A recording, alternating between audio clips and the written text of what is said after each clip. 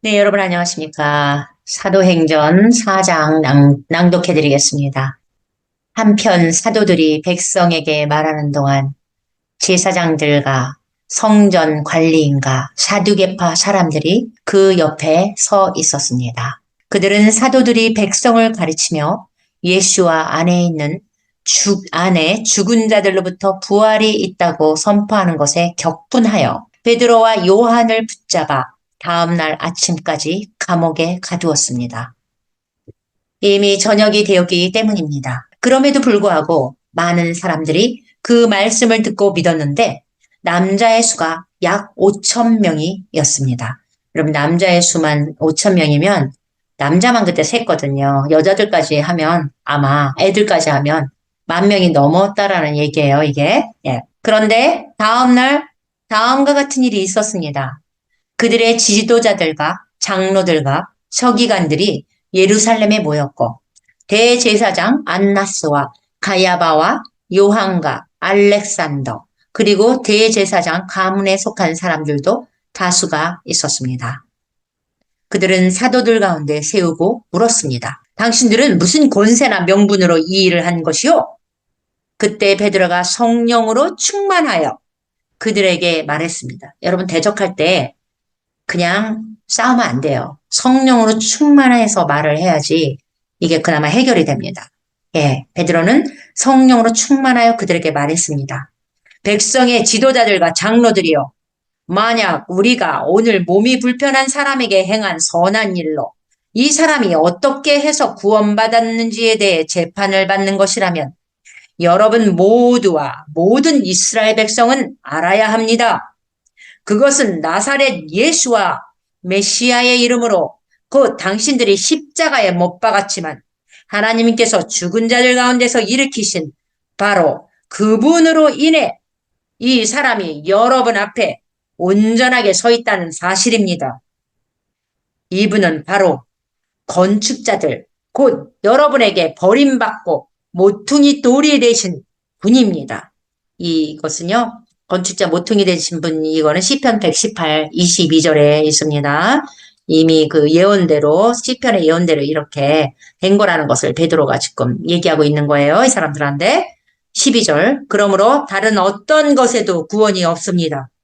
하늘 아래에서 우리가 구원받는 데 필요한 다른 어떤 이름이 사람에게 주어진 적이 없기 때문입니다. 이에 그들은 베드로와 요한이 거침없는 것을 보고 배우지 못해 훈련되지 않은 사람들로 알고 있다가 크게 놀랐습니다. 또 이들이 예수와와 함께 있던 사람들이라는 것을 알게 되었습니다. 그뿐만 아니라 그들과 함께 서 있는 사람, 곧 치유받은 자를 보고는 더 이상 반박할 수도 없었습니다. 그래서 그들에게 사내들인 밖으로 나가라고 명령한 후에 서로 의논하며 말했습니다. 우리가 이 사람들을 어떻게 해야 하겠습니까? 참으로 그들을 통해 매우 주목할 만한 표적이 일어나서 예루살렘에 사는 모든 사람에게 알려지고 드러났으니 우리가 부인할 수는 없는 거 아니겠어요? 그러면서 다만 그것이 백성들 가운데 더 이상 퍼지지 않도록 그들에게 경고하여 저는 아무에게도 이 이름으로 말하지 못하게 해야 합니다. 그래서 그들을 불러다가 예수와의 이름에 대해 절대 말하지도 말고 가르치지도 말라고 경고했습니다. 여러분 이 사람들의 이런 그 얘기를 이렇게 들어보면 이 질투죠, 질투. 이 종교인들은 이 분명히 이 사람이 낫잖아요, 안전병에. 그럼 그것만으로도 축복하고 기뻐해야 되는데 이제 이로 인해서 예수님한테 주목이 가고 예수님이 인기가 더 많아지고 이럴까봐 이 지도자들은 이렇게 하는 것을 볼 때 종교의 영은 정말 무서운 것 같습니다. 이게 도대체 하나님을 믿는 율법을 지키는 바리새인들이 이게 하는 행동이에요. 사실 지금도 이런 게 일어나죠. 우리가 제가 이렇게 기적을 행할 때 목사님들은 당신은 목사도 아닌데 이런 걸 어떤 권위로 하며, 어? 뭐 이런 얘기 들은 적이 있습니다. 그리고 제가 물을 포도주 만들었을 때 전 핍박을 받았어요. 예수님만이 할 수 있는 걸 네가 왜 이걸 했느냐. 교회에서 미국 교회인데도 이런 제가 좀 보수적인 교회를 다녀서 이제 그랬던 것 같아요. 그렇게, 하여튼 누가? 목사님들, 사역자들은 자기보다 이렇게 더 주목받는 걸 못 견뎌 합니다. 이 영은 바로 이때부터 내려오는 종교의 영인 것 같아요. 이 질투가 정말 무서운 겁니다, 여러분. 우리 안에 혹시 그런 게 있다면 다 대적해서 정말 하나님 앞에 회개하고 내놔야 돼. 이 말을, 예수님을 가르치지도 말라. 말하지도 말라, 예수의 이름을. 지금 이르게 하고 있습니다, 지금, 예, 나면서부터 안전뱅이가 일어났는데도 이렇게 하고 있는, 너무 안타깝지 않아요? 이게 종교가 뭔지, 종교의 영이 뭔지 여러분 확연하게 보실 수 있죠? 여기를 통해서. 자, 19절 다시 읽겠습니다. 그러자 베드로와 요한이 그들에게 말했습니다. 하나님 앞에서 하나님의 말씀 대신 여러분의 말을 듣는 것이 더 정당한지 여러분이 판단해야 합니다. 아주 담대하고 좋습니다. 우리도 그렇게 담대해야 되겠죠? 20절. 우리는 보고 들은 것을 말하지 않을 수 없기 때문입니다. 여러분, 그래서 우리는 보고 들어야 됩니다. 보고 들으면 이렇게 담대해져요. 그냥 성경으로 말하는 게 아니라 내가 보고 듣고 경험해야 됩니다. 그래야지 우리가 담대하게 이 종교의 영과 맞설 수 있습니다, 여러분. 21절. 그래서 그들은 백성들 때문에 그들을 처벌할 방법을 찾지 못하여 한층 더 위협하고 그들을 놓아주었습니다. 예, 백성들이 이제 돌로 칠까 봐 눈치가 보여서, 예, 막 낳은 거 가지고 이러니까, 예, 백성들이 또 화가 날 것 같으니까, 예, 위협하고 그들을 놓아줬다 그러죠. 정말 치사하고, 이 종교의 영을 가진 사람들의 이 정말 더러운 치사한 모습입니다, 이게. 모두가 일어난 그 일에 대해 하나님께 영광을 돌리고 있었고, 또 치유의 기적이 일어난 사람이 40대가 넘었기 때문에, 아이도 아니고 자기 앞가림하고, 자기 말을 할 수 있는, 표현을 할 수 있는 40대가 넘은 사람이 정말 안진뱅이 태어나서부터 난 게 이거보다 더한 기적이 어디 있어요. 그러니까 이제 할 말이 없는 거죠. 여러분, 그래서 우리가 은사를 받아야 돼요. 기적이 일어나야 돼요. 그래야지 이 종교인들하고 싸울 수가 있습니다. 네, 이 종교인들은 기적을 싫어해요. 네, 그리고 히포크라스예요. 히포크라스. 이렇게 굉장히 위선적인. 네, 그래서 이 말씀을 이런 어떤 그 지식으로만 가르치고 경험하지 못한 사람들이 누가 뭐를 하면은 질투가 나. 이런 것을 이 영이 그대로 지금도 내려오고 있다라는 것을 여러분 지금 제가 이 사도행전 읽어드린 이 성경을 통해서 아주 확연하게 볼 수 있지 않을까 싶습니다. 자, 23절 읽겠습니다. 그 후 그들은 풀려나서 자기들의 자리로 돌아와 대제사장들과 장로들이 자기들에게 한 말을 사람들에게 전했습니다. 그러자 듣는 사람들이 한 마음과 한 목소리로 하나님께 말씀드렸습니다. 주여, 당신은 하늘과 땅과 바다와 그 안에 만물을 지으신 분이십니다. 우리 아버지요, 아버지께서 아들 다윗의 입을 통해 성령으로 말씀하셨습니다. 왜 이방인들이 교만하며 민족들은 헛된 일들을 꾸미는가? 또한 땅의 왕들이 나서며 통치자들이 함께 모여 그분을 대적하니 곧 주님과 그분의 메시아를 대적했다. 이렇게 시편 2장 1절에서 2절까지 이미 예언이 돼 있습니다. 그것을 지금 인용해서 말하는 거예요. 27절.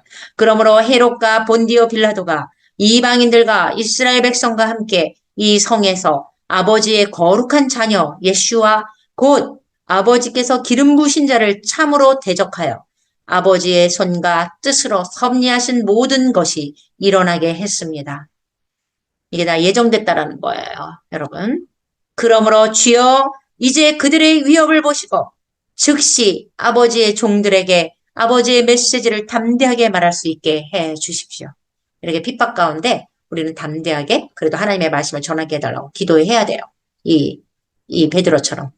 그리고 당신의 손을 펴셔서 아버지의 거룩한 자녀 예수와의 이름으로 치유와 표적과 기사가 일어나게 해주십시오. 여러분 우리가 치유와 표적과 기사가 일어나게 기도해야 됩니다.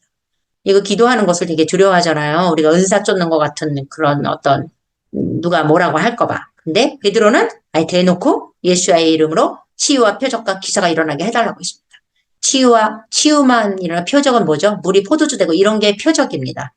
기사고 이게 잘 일어나지 않는 이변적인 게 그런 거예요. 예, 그게 일어나게 해달라고 담대하게 기도했습니다. 여러분 우리도 그렇게 기도해야 되지 않을까요? 담대하게? 예. 왜요? 예수와의 이름이 거룩하고 영광을 받게 하기 위해서입니다. 내 이름이 거룩해지려고 내가 인기가 있으려고 그런 게 아니죠. 그쵸 여러분? 여러분도 담대하게 구하십시오. 그들이 이 강구를 마친 후에 모인 곳이 흔들리더니 어때요? 하나님 굉장히 기뻐하신 거예요. 모인 곳이 흔들렸다고 나옵니다. 모두가 성령으로 충만해져서 이렇게 기도했을 때 성령이 더 충만했다고 합니다. 우리가 더 주님 앞에 간절히 하나님의 나라의 확장을 위해서 기도할 때 우리는 더 성령으로 충만해진다는 것을 볼 수 있겠죠? 모두가 성령으로 충만해져서 하나님의 말씀을 담대히 선포하기 시작했습니다. 여러분 성령이 충만해지면 누가 핍박을 하던 말든 담대하게 하나님의 말씀을 선포하게 됩니다. 예, 32절. 그리고 믿는 자들의 무리는 한 마음과 한 뜻이 되어 아무도 자기의 소유를 자기 것이라고 말하지 않고 그들 모두가 공동으로 소유했습니다. 그러면서 사도들은 주 예수와의 부활에 대해 큰 능력으로 증거를 제시하고 있었고, 여러분 그 예수와의 부활을 말로만 한 게 아니라 큰 능력으로 증거를 제시했대요. 그러니까 이적과 기적을 행함으로 예수와가 부활했다는 것을 증거를 보였다는 얘기예요. 설교로만 말로만 했다는 게 아니에요. 증거를 능력으로 보였다는 얘기예요, 여러분. 그래서 우리가 능력을 받아야 돼요. 능력으로 우리가 이 증거를 제시할 수 있어야 사람들이 믿지. 그때나 지금이나 사람들은 강팍해서 말로만 하는 거 안 믿습니다. 근데 이 사단은 우리가 이 기적이 일어나는 것을 못하게 이 종교의 영이 있는 사람들 통해서 핍박을 합니다. 아, 너희들은 은사주야. 아, 뭐야. 뭐 은사만 좋아해. 아, 뭐 보여지는지 않으면 못 믿냐. 이런 식으로 우리를 비판하면서 이 능력 받는 걸 원하지 않게끔 사단이 배후에 있다는 것을 꼭 기억하시길 바랍니다. 그래서 그들 모두에게 큰 은총이 임했습니다. 여러분 능력으로 증거를 제시하게 있었고요. 그 모든 사람들이 은총이 있었다고 말합니다. 34절. 그리하여 실제로 그들 가운데 궁핍한 사람이 아무도 없었습니다. 와, 이게 진짜 하나님 나라죠. 누구는 부자고 누구는 가난하게 이게 아니라 궁핍한 사람이 아무도 없었대요. 같이 나누니까.